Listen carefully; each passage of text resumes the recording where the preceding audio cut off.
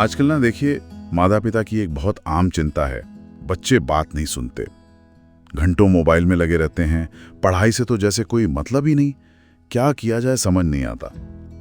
आज हम इसी पर थोड़ी बात करेंगे। हमारे पास दो स्रोत हैं, एक है नैतिक शिक्षा, बच्चों के बेहतर भविष्य का मार्ग, और दूसरा बच्चों की शिक्षा और जीवन विद्या, समाधान की राह। इनमें आजकल की जो मुश्किलें हैं और एक नाम आ रहा है बार बार, जीवन विद्या, उस पर बात हुई है। तो आज का हमारा इरादा है कि इन स्रोतों से समझें कि दिक्कतें क्या हैं और ये जीवन विद्या क्या वाकई कोई रास्ता दिखा सकती हैं। तो चलिए पहले देखते हैं कि बच्चों में आजकल क्या आम समस्याएं दिख रही हैं। स्रोत बताते हैं, बड़ों से बहस करना, हाँ, अपनी ही चलाना, आलस बहुत, देर से सोना, देर से उठना, पढ़ाई टालते रहना। बिल्कुल। और वो मोबाइल वाली बात तो है ही। हाँ, वो तो है ही। मतलब भाषा पर, अपने मन पर, शरीर पर जैसे कंट्रोल कम हो रहा है। जी।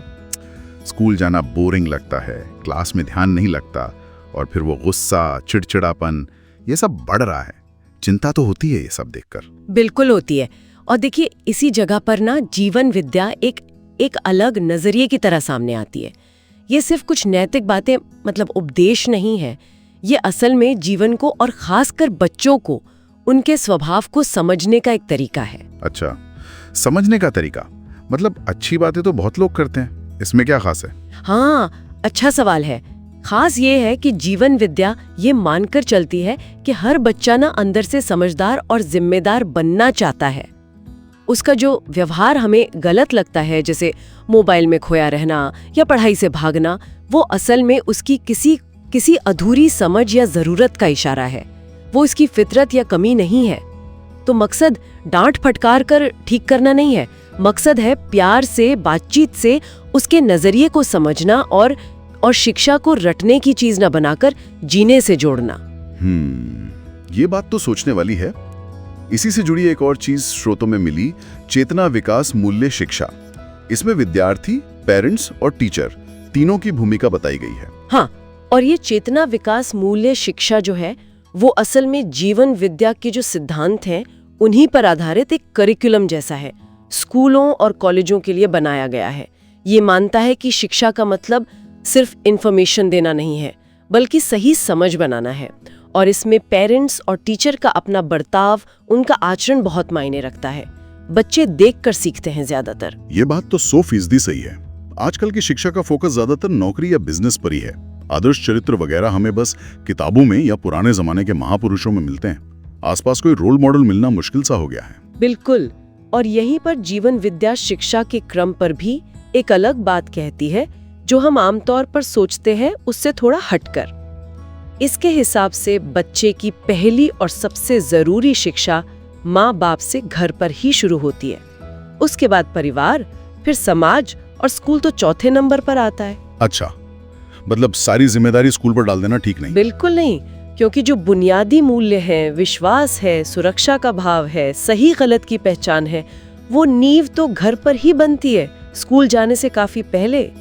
हम आजकल क्या करते हैं, ये जिम्मेदारी स्कूल पर डालकर सोचते हैं कि बस हमारा काम हो गया। इससे शायद बच्चे की जड़ें उतनी मजबूत नहीं हो पाती हैं। जीवन विद्या तो ये भी कहती है कि शिक्षा का एक हिस्सा प्रकृति के संतुलन के प्रति जिम्मेदारी का एहसास कराना भी है। लेकिन ये सब सुनने में तो बहुत अच्छा लगता है। क्या इसके कुछ ठोस नतीजे भी दिखे हैं कहीं?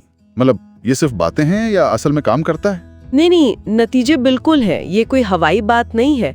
छत्तीसगढ़ में रायपुर के पास एक जगह है, अछोटी, दुर्ग जिले में। वहाँ अभ्युदय संस्थान है।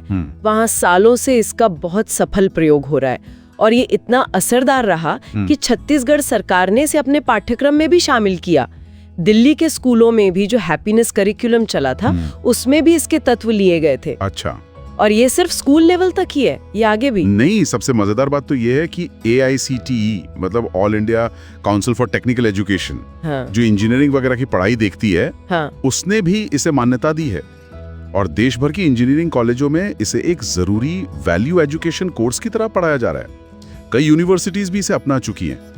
हाँ। तो इसका असर जमीनी स्तर से लेकर हायर एजुकेशन तक दिख रहा है। तो कुल मिला के बात यह है कि बच्चों की परवरिश की जो आज की चुनौतियां हैं, जिनसे हम सब परेशान हैं, उनका एक संभावित, प्रैक्टिकल और आजमाया हुआ समाधान जीवन विद्या या चेतना विकास मूल्य शिक्षा के रूप में मौजूद है। ये सिर्फ थ्योरी नहीं है, ये परखा हुआ है।